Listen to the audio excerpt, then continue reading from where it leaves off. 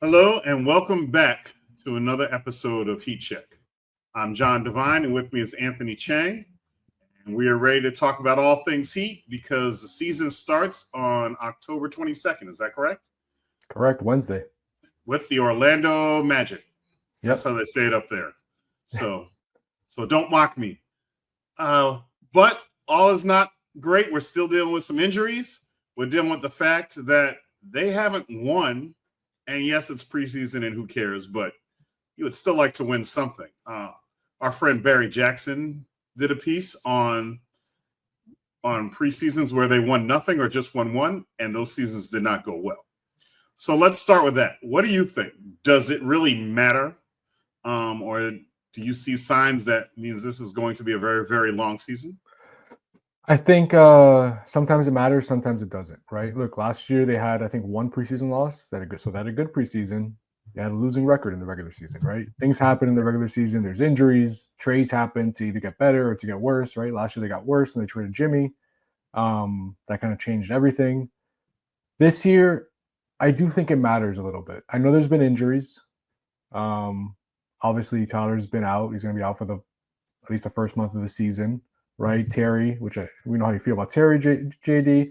Terry's been out all preseason. David Mitchell's missed. David Mitchell's missed half the preseason. Nikola Jovic has missed some games. So guys have been out. Rotation guys have kind of been in and out. So we really haven't gotten a look at the full, kind of what this team was at full strength. But look, they've only had one winless preseason in franchise history. That's what they're in danger of doing right now if they lose Friday to Memphis, which I don't think they'll play anybody on Friday, so they could lose.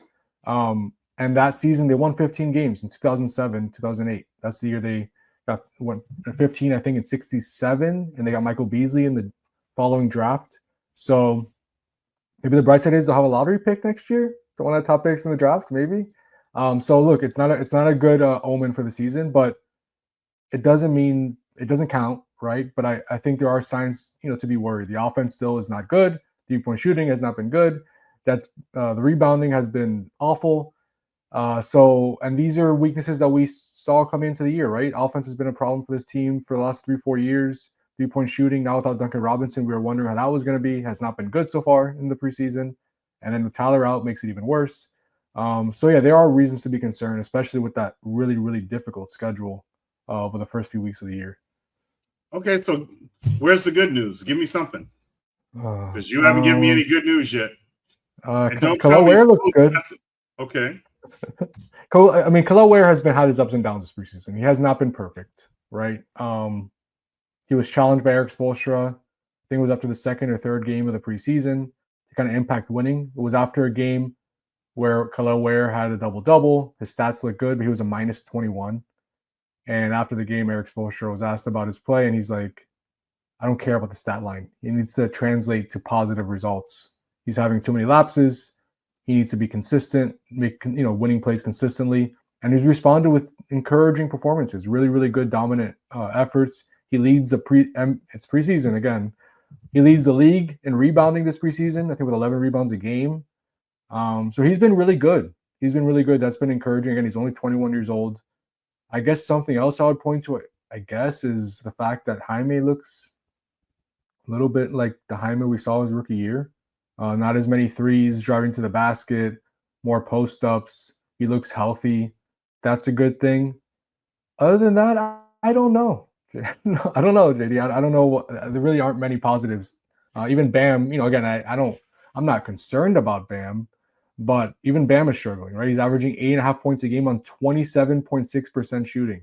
That is not great. Again, I don't think that's going to happen over an 82-game sample in the regular season, but it has not been a great preseason for Bam. And there's been injuries, obviously. That's not good. So, there aren't many positives, to be honest. And like you said, they have one preseason game left. Probably not going to play anybody. So they're not going into the regular season for whatever it's worth they're not going in with any momentum, really. Okay, thanks for no good news. Appreciate it. Give you Keloware. Okay, you gave me Keloware. I'm going to ask. Okay, can I put? Wait, should I support the Kaz? Kaz is his one game that he played. He's been another one that's been hurt. One game, 10 assists. He looked really good, much better than Summer League. So that's another positive. And what was the shooting percentage in that game? Not great. We can overlook that. Yeah. Okay. Because after a while, when they only play you for the pass, Yeah. those lanes are going to be tougher. But Khalil Ware, and this is not to disparage him at all, because he is young, he is growing. But the only other time I can remember Spo saying this about a young big and lapses in judgment, and I'm not comparing them, is Hassan Whiteside. So do you think he's trying to make sure to get rid of any kind of knucklehead tendencies before they form? Because, Hassan would go out and get his stats, and you would look, and he would give you 20 and 15, but he would give up like a total of maybe 30 and 20. Right. So is that what you think he's trying to make sure doesn't happen? Or do you think that it's just trying to tighten the screws on him and get the most out of him? Like, that comparison has been made by a lot of people, right? Okay. Hassan was really talented, very, very talented. We saw it, triple-double with blocks. Everybody remembers that. You can get a double-double in his sleep. Did not really translate much to winning, and did. But did not really translate much to winning. Look, I think Eric Spoelstra is trying to make sure that Khalil knows it's not just about double-doubles. It's not just about, getting 20 points and 10 rebounds. It needs to be more than that, right? You have to do more. You have to be in the right spot on defense. You have to have attention to detail. You have to not be so concerned about individual stats and worry more about that plus minus, right? Or what the team is doing when you're on the court. I think all those things Eric Spoelstra is trying to drill in right now. The good news is Khalil's 21 years old, right? And I think he's willing to be coached. You see it now. He was challenged in Summer League by Spo. He responded with a really strong ending to Summer League. He was challenged now midway through preseason by Spo. He's responded with back to 2 or 3 really, really good performances. So I think the fact that he's responding to these things is a good sign. And you talk to Khalil, he cares. He wants to be good. I think he feels the pressure of not only Spo, but Bam Adebayo is hard on him too. They're hard on him because you know why? They know how talented he is. And they want him to reach that potential. They don't want him to just be, just getting 10 and 10 or 15 and 10 and being okay with that. They know how good he is. They want him to reach that full potential. And in order to do that, they're giving him some tough love. And so far he's responded well. We'll see what happens during the season. But yeah, I think that's a comparison that was out there even when Khalil was drafted, Hassan and Khalil, right? Just the body language, the way they are on the court. But Khalil cares. He wants to be really good. I know Spo, like you said, he doesn't do this often where he goes out to the media and challenges a player. He did it with Hassan. He's doing it with Khalil now. I think he's trying to make sure that Khalil knows team success is more important than individual success. So that leads me to my next question. That's getting Khalil Ware the ball. Ware has range all the way out to three-point land, unlike Hassan, who had to depend on tip-ins and putbacks and wanted to shoot but didn't have the game for it. Khalil Ware does. But who's going to get him the ball? You're looking at Davion Mitchell. He had 1 assist the other day. You're looking at all your other point guards. I think that's part of the reason people keep asking, is Tyler Herro a 1 or a 2? Because he's probably an off guard, but they don't have someone who sees the floor well enough. And if not, then you're putting all that on the rookie. You're putting it all on Kaz. But your best facilitators might actually be Bam or Jaime Jaquez Jr. So how are they going to get people the ball? I think the 3 best facilitators for Khalil's purpose were out in that last preseason game. Tyler Herro, right? You mentioned him. He had a really good pick and roll partnership with Khalil. That had success. Nikola Jovic, we saw some chemistry with them late in the season last year when they were on the floor together. Khalil and Jovic really played well together. And he was out with back pain in Atlanta and Orlando. And then Kaz, you mentioned him. I don't know how much Kaz is going to play, but the one full game he played in the preseason, he had 10 assists, like I said, and 7 of them were to Khalil. He found Khalil in lobs. He was really looking for him in the pick and roll. Like that seemed like, Kaz is kind of the one true point guard on this roster, right? The one true pass first point guard that they have. He works well with Khalil too. So it did not help. Like that game, you're missing 3 guys who probably are best suited to play with Khalil. So that makes life tougher on Khalil. That makes life tougher on Bam, right? Because Bam needs that as well. Not as much as Khalil, but he would benefit from that too. I think that was some of the that's how Kyle Lowry helped this team, even though we didn't see it much like in the stat sheet. I think they miss Kyle a little bit because he was a good passer, right? He delivered in the right spots. He knew how to get guys open, he knew how to find guys. They're missing that, especially with Hero out, especially if Kaz doesn't play much. And with Nico not available, he's another one of the best passers on the roster. So, yeah, this team needs as many facilitators as they can have healthy because they don't have many, natural pass first guys. So Kyle Lowry, it reminds me of like term hockey assist, which is it's the pass that leads to the assist because definitely. And he was good at looking down court. Even Kevin Love would look up, would keep his head up and look down the court to kind of start it. I know Spo's talking about playing at a faster pace. Does he have the right people to push the ball to play at a faster pace? If we're saying we don't have, we have some facilitators, we talk positionless basketball, but to do positionless basketball, you need a bunch of guys with very varied skill sets. Do they have enough of them? They have a young team. Norman Powell's the oldest guy on the roster, right? They have a younger team this year. They don't have Jimmy Butler, who slows you down to a crawl, right, with the way he plays. So that itself will make you faster. Bam is good in the open court, right? He's a mismatch in the open court for most guys. Kalel's fast and athletic, right, for a big man. Andrew Wiggins is obviously athletic.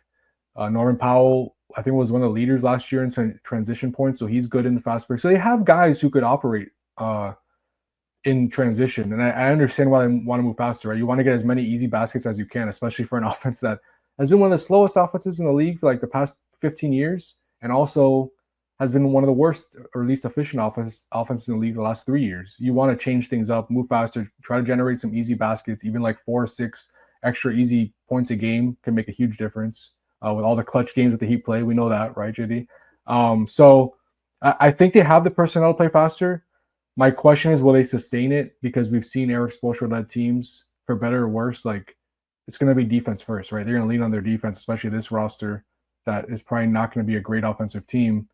And when you're a defense-first team, you're going to grind it out sometimes. There's going to be some ugly games. You're going to try to slow things down.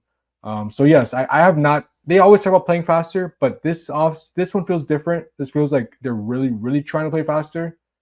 They've never finished above, I think, fifth, like basically top half of the league in pace under Eric Spoelstra. It's never happened before. We'll see if it can happen this year. But I think they do have the personnel on the team to do it. The question is, will they do it? Because it's a pretty drastic style change for this team, this coach.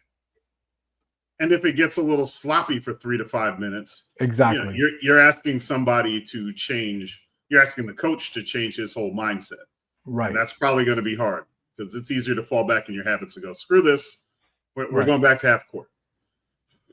I guess that leads us to the other question. And you said, we looked at that last game. Hey, the 3 best facilitators are hurt.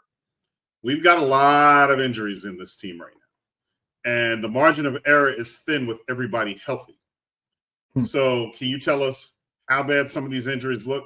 We know Tyler Hero's out probably another month.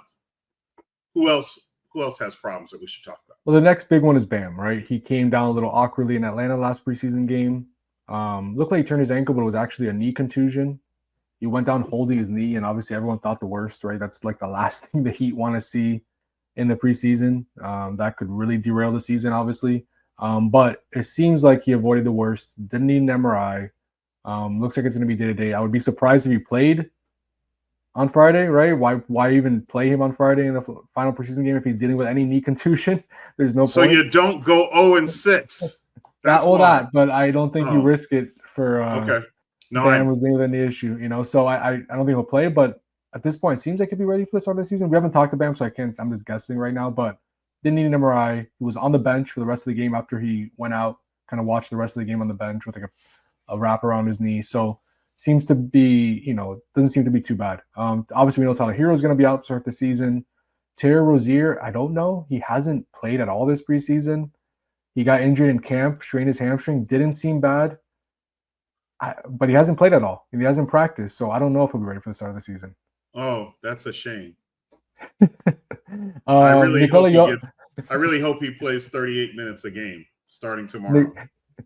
Nikola Jovic, the back, he's had a back in the rookie season. He missed most of his rookie season with a back issue. So there was just trying to be careful. It doesn't seem bad. He says doesn't think it's serious. Just need a couple days of rest to be back.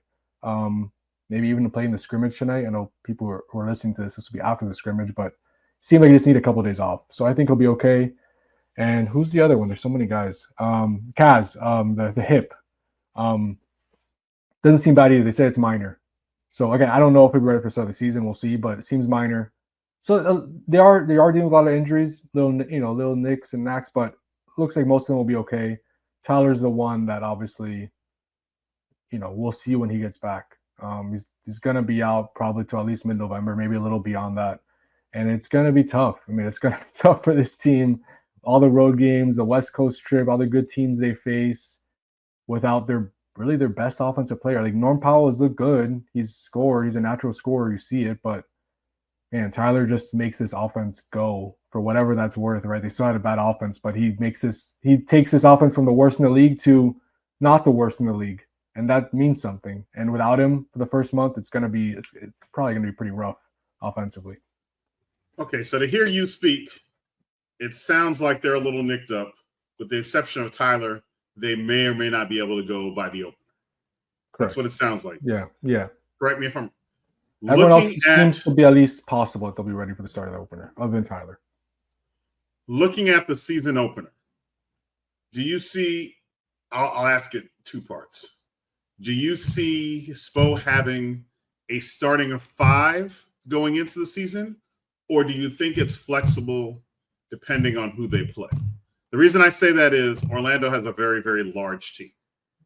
So that may mean you put in Khalil Ware and Bam together just to counter that front line.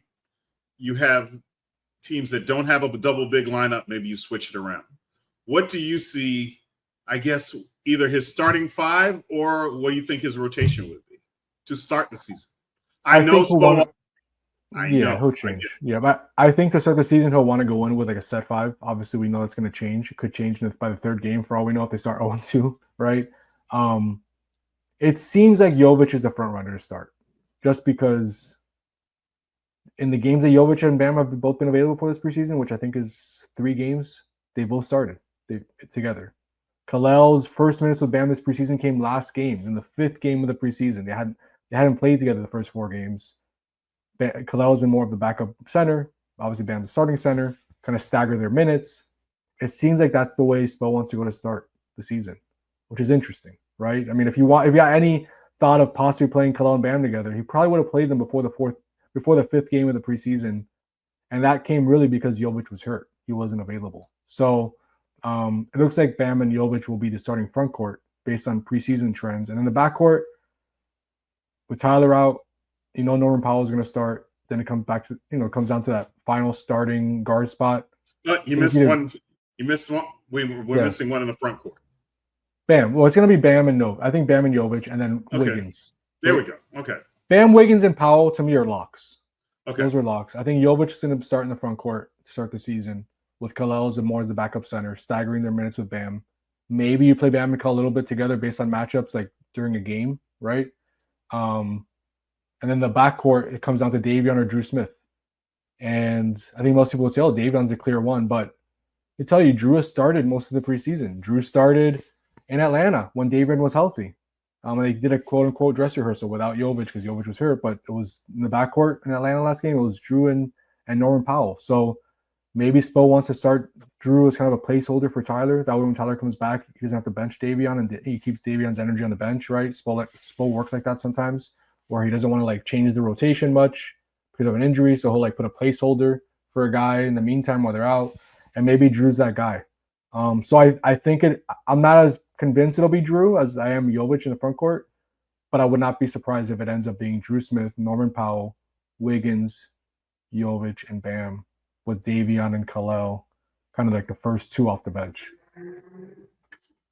And I would guess that Jaquez will probably get some early run to see if these games are real and to see if they're legit. The good news and bad news is you have so many guys who you can plug in and see how it goes. Of course, they can rise and fall on a given day, and then you give them more run. But everything is not set in stone. That's the good and bad news with this. But I guess it will be interesting to see. These guys are young. There is room for growth. But the uncertainty, I think we're a little bit more uncertain than a lot of these squads that you want to contend with. There's no doubt. And Norman Powell kind of verbalized that after the Orlando game a few nights ago. It's like, we're still trying to figure things out for us. Like, we want to play fast. These guys haven't played fast. They're trying to figure out our identity, how it's going to work. That's the reason for their turnover issues this preseason. They're trying to figure things out. They have new faces, right? Even though, most of the roster is the same, but Wiggins is still basically new. Davion Mitchell, like, he played obviously down the stretch, but he's new. Norm is new. You don't have Tyler. You're trying to install a brand new offense, right? Totally different than what this team has looked like for the past, 15, 16 years under Erik Spoelstra. So a lot of things are changing, and they have to do it on the fly, and they're having to deal with injuries. It's tough, and I think I think that's kind of why they've really struggled this preseason. Is we're seeing the growing pains of that. Again, they don't have much time. They're going to have to figure it out quickly if they want to, keep this season afloat, because their schedule gets really tough. They're not going to have Tyler. If they don't find answers quickly, it could be a really, really rough start to the season. And you don't want that, obviously, because then you're going to be climbing uphill all year. And we're going to be talking about the play-in again, JD, in a few months, if that's the case. Ugh. Just a fight for the play-in. I'm not going to say it. I'm going to let the poll say it. But you do have, according to a poll of the peers, one of, if not the best NBA coach, and your new Team USA head coach in Erik Spoelstra. So if anybody's going to try and figure this out quickly, it should be him. Let's give Spose props. Congratulations on being Team USA's head coach. I know you may wish, maybe you'll never say it publicly, but you wouldn't mind having a guy or two from that squad over there. But that's okay. The reason you have this job is because you make the most of what you have. So let's see what we hit. Yeah. You said Orlando's the start. Who else? I'm trying to think who else is coming up that's really, really rough. They have start a West on Coast the trip, right? Yeah, they start with 2 road games, Orlando and Memphis, which Memphis may be without Ja, I guess. Again. Depending on, I think, without, again, but still Memphis is tough, right? And then they come home and face the Knicks, which is a tough game, one of the better teams in the East. Then Charlotte at home, and then they go on out west to play San Antonio, the Lakers, the Clippers, and the Nuggets. Oh, is that all? So, yeah. So that's the first 8 games of the year. Won't be easy. I think 6 of the 8 made the playoffs last season. So what you're saying to me is, after 8 games, the Heat and the Dolphins could have the same record? Is that what you're telling me? Could be. Let's do it right now, okay? Which games will they be favored in? Orlando, they won't be favored in. Memphis, they likely won't be favored in. Against the Knicks at home, they won't be favored in. Charlotte at home, they'll be favored in.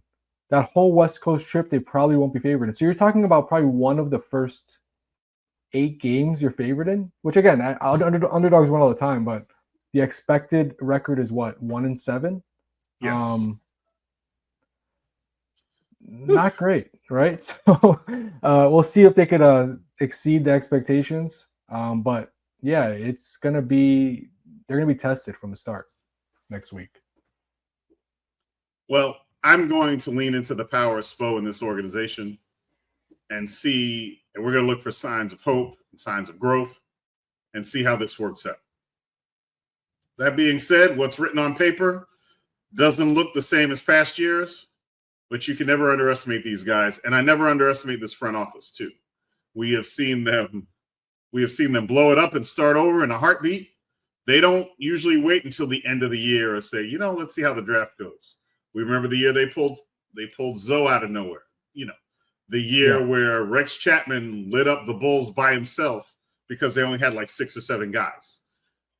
Do you forecast, if it doesn't get out to a strong start, do you see them blowing it up in the middle of the season?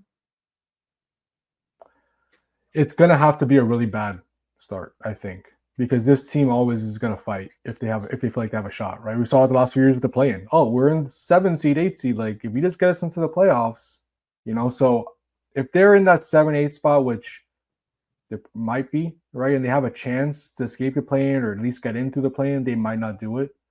But if it gets off to a really, really rough start and they're one of the worst teams in the East, it could. They could. I mean, they have their expiring contracts to do it. Norman Powell's an expiring deal. Terry Rozier's an expiring deal. Andrew Wiggins, not technically expiring as a player option next year, but he could be expiring if he opts out. Like, they have a lot of expiring contracts that teams probably would be interested in, right? Just because they're expiring, and even Norman Powell could help a lot of teams in the league with his scoring. So they have the contracts to do that if that's the route they want to take. And they do have their own pick next offseason, which is good too if you're a bad team, because that way you can actually make that pick. But I think it's going to take a lot for them to go in that direction, because we know that, JD, they don't do that. They don't just punt on a season. That's not what they do. It's going to have to be like NBA worst level bad for them to do that, because I just think if they're in the middle, like they've been the last few years, they're going to push forward and try to see what happens. And some would argue that's probably the worst thing. That's probably the worst outcome maybe for this team if that happens, right? Some would argue that. So we'll see. And all joking aside, we're saying, look, they could be 1-6, 1-7. We're saying that without their best offensive player too. Exactly. Yeah. So they are hanging. So I can't believe I'm doing a 180. But if the games are promising and the games are close, and they go, you could have benchmarks. Okay, let's see how we are until Tyler gets back. Let's see what it looks like. And they did this last year. Let's see what happens when they inserted their first-round pick. So last year they said, let's play Ware more, and that was a signpost. For this year, it could be, let's see if we can play the two bigs together and make people adjust to us. Let's see if we can change how we do the offense. Let's see if Kaz at point guard and giving him more minutes injects more movement. So there are things that we can look forward to. And maybe as we're going through the season, go, hey, here's the sign that this is going to happen, or here's the sign that they may go another direction. So let's keep our eyes open. Let's keep it locked in here. That's part of the reason why we have you at these games. That's why you have to sit in all these different arenas. Oh, poor Anthony, he's got to travel around the country. But the good news for us is he gets to travel around the country and see what you don't always get to see on TV, what you don't get to see in the locker room. Keep it locked in here with us. We look forward to the season starting in Orlando. And now the season's revved up, you'll see more of us, for better or for worse. But yeah, we'll have some guest hosts. I'm sure Barry Jackson will make a surprise guest appearance, or 1 or 3 or 5. We'll try and wrangle him in there. We'll see who we can get. But we will be talking Heat basketball. We will make sure to try and answer as many questions. Anthony is available on X. He's available on social media. Hit him up with some questions. I'm sure we'll do our best to answer them. If you can't answer it in print or online, maybe we can answer them here. So let's see what we can do. And we're all in this together. So go Heat. We're hoping for the best, because a better team and a better season makes for happier fans. So good luck. So for Anthony Chang, I'm John Devine, and we will see you next time.